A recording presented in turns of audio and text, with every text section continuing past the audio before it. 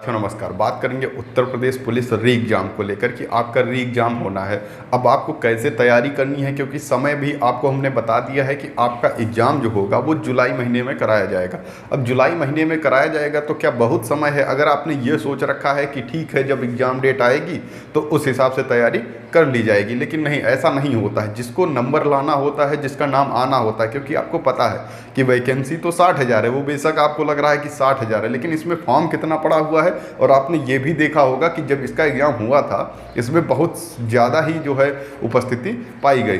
तो अब इस तरीके की उपस्थिति रहेगी और वैकेंसी तो सिर्फ 60,000 है, उसमें आपको जगह बनानी है। अब जगह बनानी है तो कैसे आप जगह बना सकते हो, इसका जो है पेपर लेवल किस तरीके का आएगा, ये सब पर बात करने वाले हैं। और कैसे आपको किन किन टॉपिकों को लेकर चलना है इस पर बात करेंगे। अगर आपने चैनल को सब्सक्राइब अभी तक नहीं किया है तो ज़रूर कर लीजिए। बेहतर से बेहतर जानकारी के लिए आप इसे सब्सक्राइब कर सकते हैं। अब देखिएगा, री एग्ज़ाम तो आपका होना है। आपको हमने डेट भी बता दिया है कि आपका एग्ज़ाम जो होगा वो जुलाई महीने में कराया जाएगा। उसको लेकर अब आपको कोई डाउट नहीं होना चाहिए। अब बात करें हिंदी आखिर कैसी आई थी। देखिए, हिंदी अच्छे लेवल की आई थी। इस बार ऐसा नहीं है कि हिंदी जो है इतनी आसान आई थी कि आप जो है पूरे के पूरे कर सको। 37 क्वेश्चन आए थे। अब 37 में आप ऐसे थे जिसमें कि जो है साहित्य वगैरह दिया हुआ था। तो अगर आपने हिंदी अच्छे से पढ़ी है, ठीक है, तो अगर आपने हिंदी अच्छे से पढ़ी है तो आप यहाँ पर आराम से जो है 34 कर सकते थे। देखिए, हम इसमें बहुत ज़्यादा ये नहीं कहेंगे कि आप 37 में 37 कर सकते थे, नहीं, ऐसा नहीं है। एक दो सवाल क्या होता है ना, कभी कभी आते हुए भी गलत हो जाते हैं।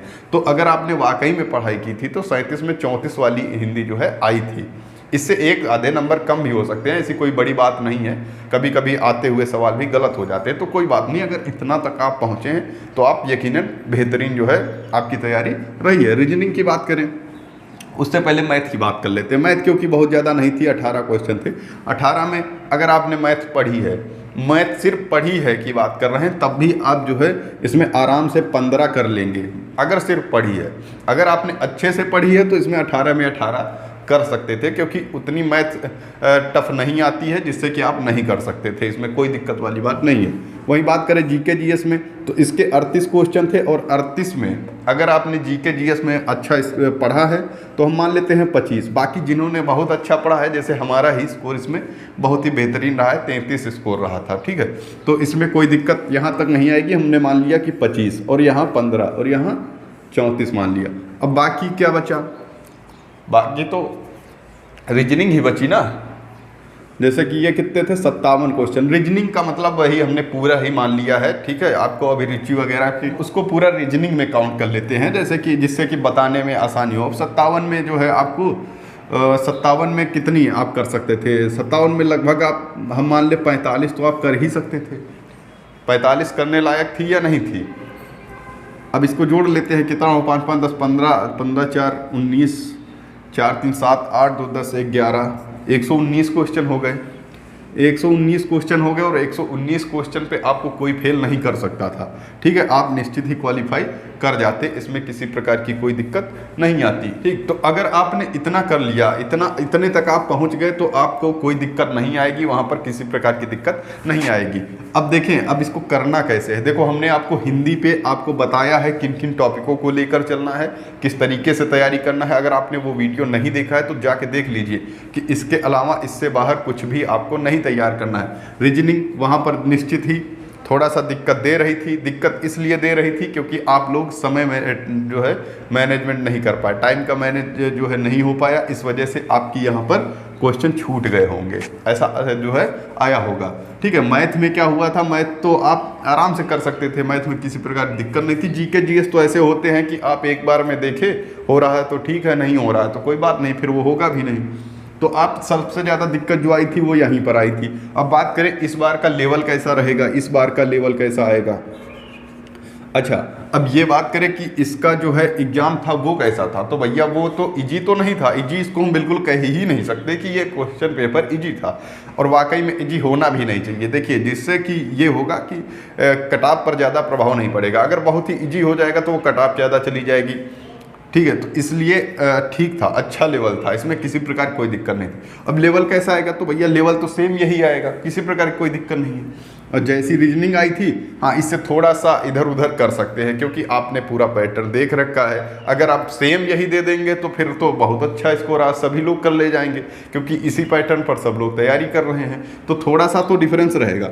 अब बात करें जीके जीएस, यहाँ पर आपको थोड़ा सा जो है लेवल देखने को मिल सकता है, लेकिन आप सिलेबस के अनुसार तैयारी करेंगे तो कोई दिक्कत नहीं होगी। जीके जीएस में थोड़ा सा लेवल जरूर देखने को मिलेगा। मैथ में किसी प्रकार कोई लेवल नहीं आएगा, जिस तरीके की थी उसी तरीके का आना है। रीजनिंग में थोड़ा सा और अच्छा लेवल मिल सकता है।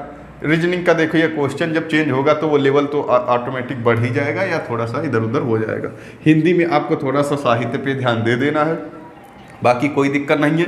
हिंदी कितनी भी टफ कर ले, अगर आपकी साहित्य तैयार है तो फिर हिंदी वो टफ हो ही नहीं सकती, किसी प्रकार की कोई दिक्कत नहीं होगी। तो इस बार का लेवल जो है इसी तरीके का आएगा, बस यहाँ पर थोड़ा सा आपको थोड़ा सा हार्ड देखने को मिल सकता है, क्योंकि स्कोर यहाँ पर जो पढ़ने वाले लड़के थे उन्होंने अच्छा स्कोर यहाँ पर कर दिया था, देखिएगा, ठीक है। तो हमारे जो स्कोर था वो हमने 128 तक किया था, 128 क्वेश्चन सही थे, यानी 256, ठीक है। तो 256 नंबर जो है यहाँ पर आ रहे थे। तो आप लोग भी कोशिश करें कि जो है 250 तक पहुँचने की कोशिश करें या इससे भी ज़्यादा पहुँचने की कोशिश करें। इससे ज़्यादा जब आप लोग जाएंगे तो निश्चित ही आपकी रैंक आना शुरू हो जाएगी, ठीक है। यहीं से रैंक बनना शुरू हो जाती है, फिर वहाँ पर आपको कोई दिक्कत नहीं होगी, प्रमोशन में भी दिक्कत नहीं होगी और अन्य भी किसी भी प्रकार से कोई दिक्कत नहीं आएगी। ना ही आपका डाउट रहेगा कि हम फाइनल में सेलेक्ट होंगे, नहीं होंगे, आराम से आप फाइनल में सेलेक्ट हो जाएंगे, ठीक है। बाकी इनमें सब्जेक्ट वाइज हमने बता रखा है कि आपको सब्जेक्ट वाइज किस तरीके से तैयार करना है, वो सब कुछ हमने आपको अलग अलग वीडियो में बता रखा है कि सब्जेक्ट में किन टॉपिकों को तैयार करना है। उसके अलावा सब कुछ छोड़ देना है अगर आपको वाकई में सिलेक्शन लेना है। देखिए, अगर आपको रैंक लानी है तो सब कुछ पढ़ना ही पड़ेगा, ठीक है। बाकी हिंदी के लिए हम एक बार फिर से आपको बता देंगे कि कहाँ से आप तैयारी कर सकते हैं, कहाँ से हमने तैयारी की थी, उन सब पर जो है आपको अलग से जरूर बताएंगे। ओके, बाकी अगर कोई डाउट है इस संबंध में तो जरूर आप कमेंट करें, उसका रिप्लाई जरूर करेंगे। Okay, thank you.